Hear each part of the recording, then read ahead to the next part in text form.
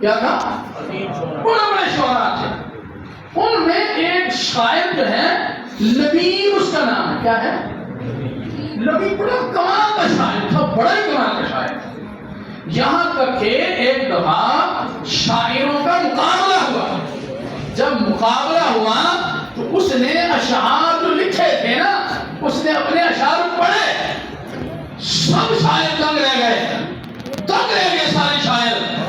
یہاں تک کہ سارے شاعروں نے اس شاعر لبیب کو سجدہ کیا کیا؟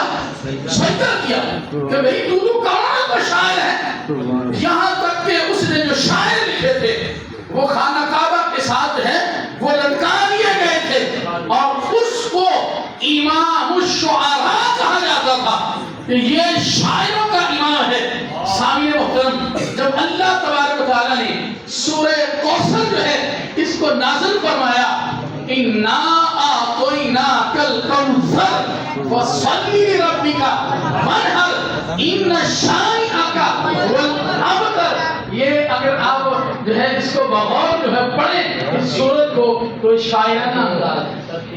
کیا ہے؟ شاعرانہ انداز ہے. اس سورت کے اندر یہ چھوٹی سی سورت جو ہے, ایک صحابی رسول سے حضور نے کہا جاؤ اس کو خانہ کعبہ میں لٹکا دو.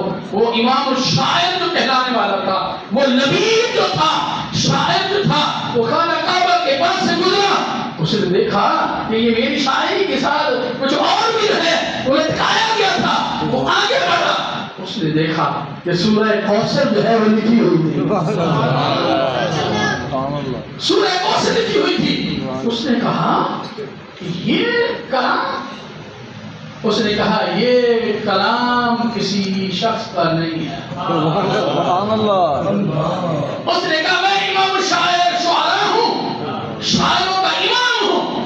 اگر کسی انسان کا لکھا ہوا ہوتا یہ کلام, کسی انسان نے لکھا ہوتا تو پھر میں تو شاعروں کا امام ہوں, میں لکھ دیتا. اس نے کہا یہ کلام جو ہے کسی شاعر کا ہے ہی نہیں.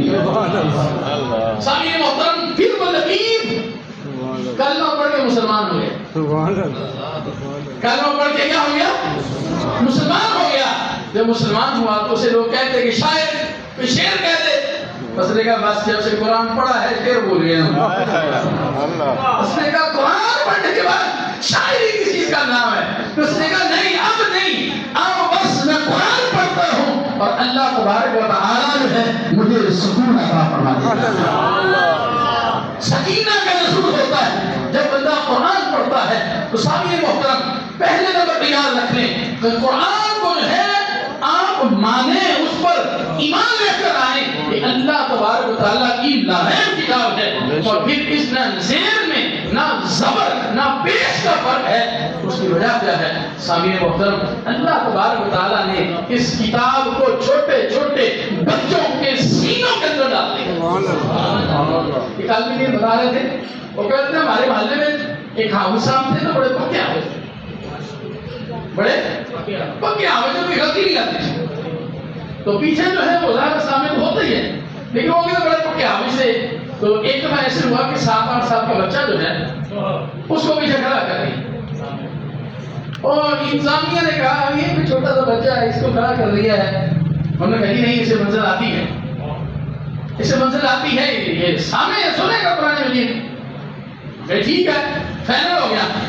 اب وہ بچہ جو ہے وہ قاری صاحب جو ہے وہ قرآن پڑھتے گئے. ایک دن ایسے ہوا کہ وہ بچے نے پیچھے سے لقمہ دیا. بچے نے پیچھے سے لقمہ دیا. حافظ صاحب جو ہے انہیں بڑی گرفت تھی اپنی منزل کے اوپر. تو وہ انہوں نے پڑھا, بچے نے لقمہ دیا, انہوں نے پھر پڑھا, بچے نے پھر لقمہ دیا, اس نے پھر پڑھا, پھر لقمہ دیا. وہ غصے میں انہوں نے سلام پھیر دیا. سلام پھیر کر کہنے لگے آؤ بھائی, آؤ لاؤ. وہ بچہ کہنے لگے ٹھیک ہے میں قرآن مجید لاتا ہوں, لیکن یہ ہے کہ آپ کو گواہ بنا لیں. آپ کیا بنا رہے؟ گواہ بنا لیں.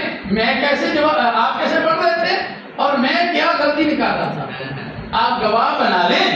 تو ٹھیک ہے, میں ابھی قرآن مجید لے آتا ہوں. تو انہوں نے کہا ٹھیک ہے. قاری صاحب نے بتایا میں ایسے پڑھ رہا تھا, اس نے کہا میں یہ غلطی نکال رہا تھا. اب وہ گواہ بنائیے گا, قرآن مجید لایا گیا تو قاری صاحب سے واقعتاً غلطی ہوئی تھی. وہ بات سمجھانے کی یہ ہے کہ یہ 6-7 سال کا بچہ اللہ تبارک و تعالیٰ نے